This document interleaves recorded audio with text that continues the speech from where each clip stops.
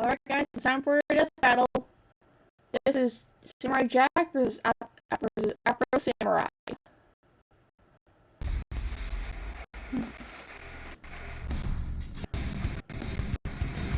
Among the soldiers of history, the samurai is one of the most prestigious and dangerous. And one of the So let's coolest. pit two of the best of them in a fight to the death. Samurai Jack, the warrior prince lost in time. And Afro Samurai, who's one cold-blooded mother effer. He's whizzing on a boomstick. And it's our job to analyze their weapons, armor, and skills to find out who would win a death battle. Long ago, in a distant land, Aku, the shape-shifting master of darkness, unleashed an unspeakable evil. But a foolish samurai warrior wielding a magic sword stepped forth to oppose me. I mean him. And that nameless samurai became known as Jack. Jack, what's up? Jack. Yo, Jack. Doesn't really strike fear into your enemies. Young Jack was the son of a Japanese emperor who had imprisoned Aku years before. However, upon Aku's return, the emperor and his army were We don't quickly have his real defeated. name, it's just The like a last of nickname. all hope remained in the Basically. hands of his son. Oh, look how small he is. Well, to prefer beating the snot out of Aku, little Jack traveled the world, training with the best of the best. Most notably, he learned horseback riding from a sheikh, staff fighting in Africa, wrestling from gladiators, axe throwing from a Russian boyar, mounted combat from the Mongols, martial arts from Shaolin monks, and Archery from freaking Robin Hood. You know, everyone's Oh, yeah. favorite talking fox. Ooh, totally. wrong Robin Hood. That's your opinion. Jack's progress was exceptional. At just 8 years old, he defended a whole village from a band of marauders. All before he could even legally drink the good stuff. 17 years later, he was ready for the final boss. He just needed one more thing. His pajamas. And No, magic his sword. katana. Katana, pajama, tomato, Alfredo. It's all the same. But before Jack could put his training to good use, Aku pulled a bitch move and zapped him hundreds of years into the future. What a waste. Just like when you spend 4 sleepless years struggling through college, and then find out too late that nobody cares about your English major. I thought you graduated from the School of Evil Science or something. Well, you still have to pick major. Should have chosen a more practical one whiz like mine. Anyway, even though he was trapped in the future, Jack stuck to his mission to get back to the past and take down Aku. And he had the right weapon for the job. See, Aku cannot be harmed by conventional means. Thus, a special blade was forged by gods He has from a magic Egyptian one. and Hindu pantheons. This mystic sword is nearly unbreakable and absolutely incorruptible. And boy, is Jack's katana an extremely effective weapon. It can absorb and redirect energy, including fire, vaporize beings of evil, and slice through nearly any substance, even adamantium. The Wolverine super metal? Why is that there? Probably just coincidental naming, but it is shown to be stronger than steel. Of course it is. So the sword's pretty awesome, but so is Jack. He's strong enough to push over this giant pillar, tough enough to survive a fall from orbit, and fast enough to defeat 6 bounty hunters in the time it took for 1 drop of water to hit the ground. Damn. Timing the drop, all this had to have taken place in about 1/3 of a second. He's like a Holy ninja shit. samurai. Ninja Mirai. He might Actually, actually he be is one. trained in ninjutsu, Yeah, which oh yeah, probably he's- helped when he was forced to dodge beams of sunlight. For this one in particular, it's clear Jack began dodging after the beam was fired. By examining both Jack and the beam's movement frame by frame, we've concluded his highest reaction speeds must be nearly 70% the speed of light. Damn, that's fast. What can he do? Next thing you'll tell me he has the power to fly or something. Well, Jack can't fly, but he did learn how to... Jump good. Yes, that. By strapping a giant boulder on his back, which compared to his height we can determine to weigh 39 tons, Jack learned how to leap high enough to clear these trees. Crouching tiger, hidden samurai. These trees are pretty big, and this jungle has a bunch of these ugly baboons running around. And if I were a betting man, which I am, I'd say that this is the African rainforest, where the average tree is about 130 feet tall. Tips on Jack from my basketball team. Guy's got hops. Hell We yeah, haven't he even does. mentioned the time he survived several exploding missiles with his friend, the Scotsman. Why does he look so familiar. Well, I like him. It's With so so like much talent, it's it was machine only a gun matter like of time until Jack found his way home and defeated Aku once and for all. But it took a lot longer than it probably should have. 50 years, in fact. Yeah, good thing time travel makes you stop aging for some reason. But Jack's a good-hearted soul, like a Boy Scout who hasn't discovered Twitter yet. He can be pretty gullible when it comes to more Everyone devious sucks these opponents. days. Also, he continues to prolong his lonely journey over and over, just because he frequently puts the needs of others before his own. Still, the forces of evil should watch out for Samurai Jack. Look at the crossover with the Dodgers.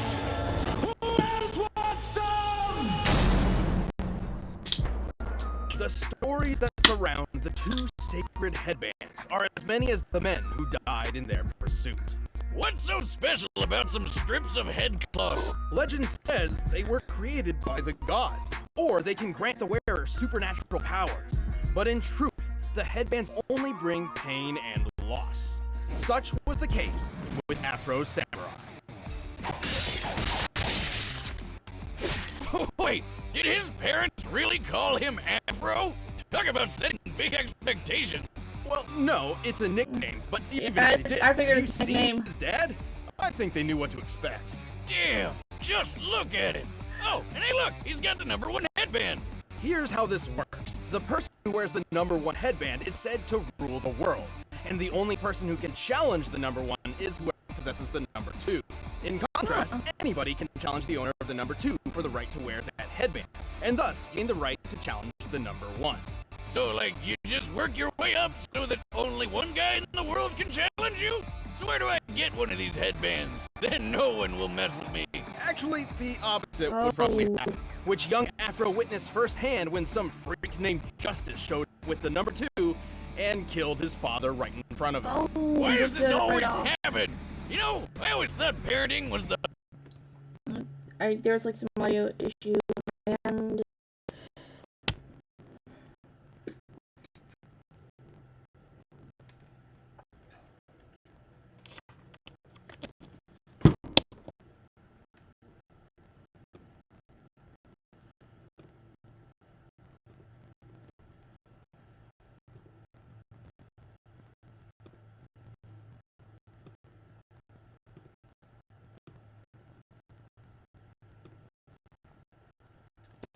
hardest thing about being a dad, but at this point, I think it's just actually staying alive if your kid's ever gonna do anything great. yeah.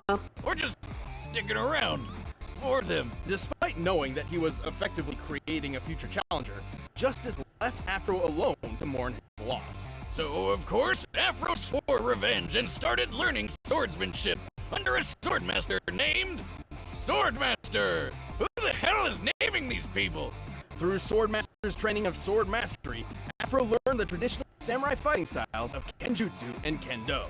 Kenjutsu is all about how to kill an opponent as fast as possible, while Kendo is more about discipline and being zen and stuff. Naturally, Afro preferred the more kick-ass one. Right, Swordmaster's goal was to refine Afro's body and mind, instilling upon him a sense of honor, or bushido. But that didn't quite mesh with Afro's thirst for vengeance. So when he found out that Swordmaster had the #2 headband all along, he knew what he had to do. And now he could take down the guy who killed his dad. Alongside his new friend, slash burden, Ninja. Oh, come the f*** on! Where'd this guy come from? Now don't we look like shit? How you been, man? Well, it's not entirely clear. He's there, but at the same time, not there. Ninja is believed to be the guardian of the #2 headband, but all he ever really does is talk, and talk some more.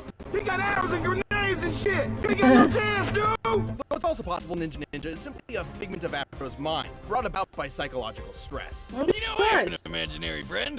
Aren't you a little old for that? Not for Al Gundy. He's a gun who also talks to me. He tells me to do stuff. Okay. Anyway, to be honest, calling Afro a samurai is a bit misleading. He's actually more akin to a ronin, a samurai with no master. And so, with his swordsmanship perfected, Afro wandered the world searching for justice, carrying an arsenal fit for revenge. including his father's sword. This super long blade has lasted through decades of battle without much issue. Perfect for kicking some ass. He also has a steel comb, which can be a surprisingly effective offensive and defensive tool. And since he doesn't care about that honor BS, he's not afraid to play dirty by attacking with his sandals. But while on the road to justice, Afro's number 2 headband attracted all manner of dangerous enemies. Luckily, he's more than capable of dealing with each and every one of them. He's strong enough to cut other swords in half, throw his sheath through another guy's throat, and even tear off metal arms. Pretty impressive, as many modern metals have tensile strength as high as 80,000 pounds per square inch. Afro is fast enough to cut bullets out of thin air, and even a laser beam. I should note that it's not a plasma-based beam. It bounces off reflective surfaces, doesn't explode upon contact, and it's literally labeled a laser. This means Afro blocked a beam that moved as fast as light, more than 670 million miles per hour. Get this, that laser beam came from a robot version of Afro. Talk about metal. What? This Afro droid could easily smash up a car, and our boy Afro just tore it apart. He's survived getting hit by rockets, including this RPG that fragmented a giant cliff face. RPG in my backpack! Honestly, reasonable reaction. I think I smell math coming. This tree nearby is most likely a Japanese mountain ash, which can sometimes grow as high as 30 feet. With that in mind, we compared its height to the fragmentation created by the explosion, and compared the resulting surface area to the shear force for granite. With this, we deduced the RPG's highest possible explosive yield must be around 72 tons of TNT. Damn, what kind of mega rocket launcher are these guys packing? And where do I get it? Many stood in his way, and Afro didn't get through them all unscathed. But by the end, he cut down justice, Hell took yeah. his revenge in hand, and proved to the world that Afro Samurai is #1. Why you gotta kill all my men? Why you gotta kill me? Nothing personal. It's just revenge.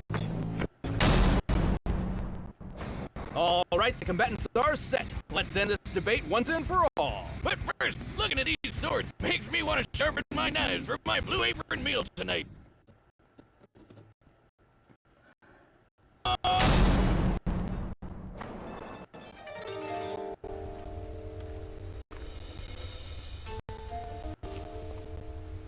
Come on, Jack. Win this. I grew up watching you.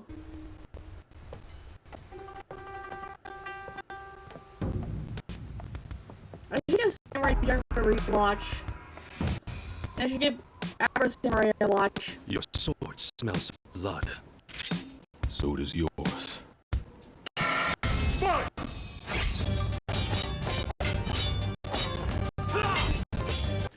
on. I mean, this is like pretty well animated. Oh, the bridge is gonna fall. Oh man, not the hat. I'm so pissed someone took my hat in half. Oh!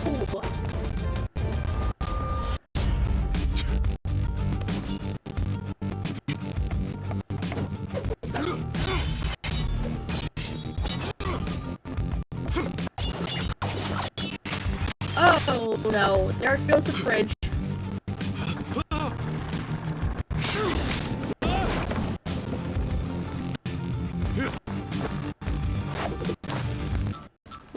You jump good. Oh, thank you. Stop when your opponent's during battle. Sometimes you learn to combat. Yes! Oh no, not a sword. Oh! There goes the bridge.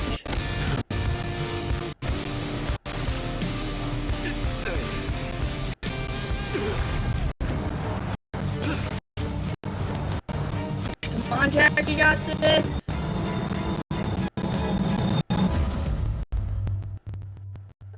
Oh! Oh, fuck. Lost an arm. But he lost both arms.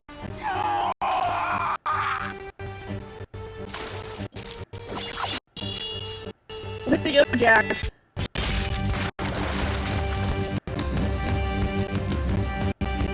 What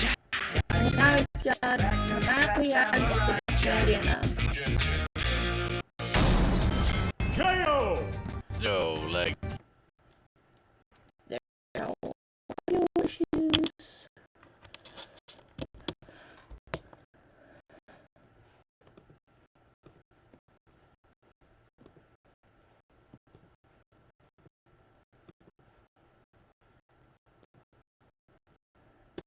is he gonna get his arm back, or?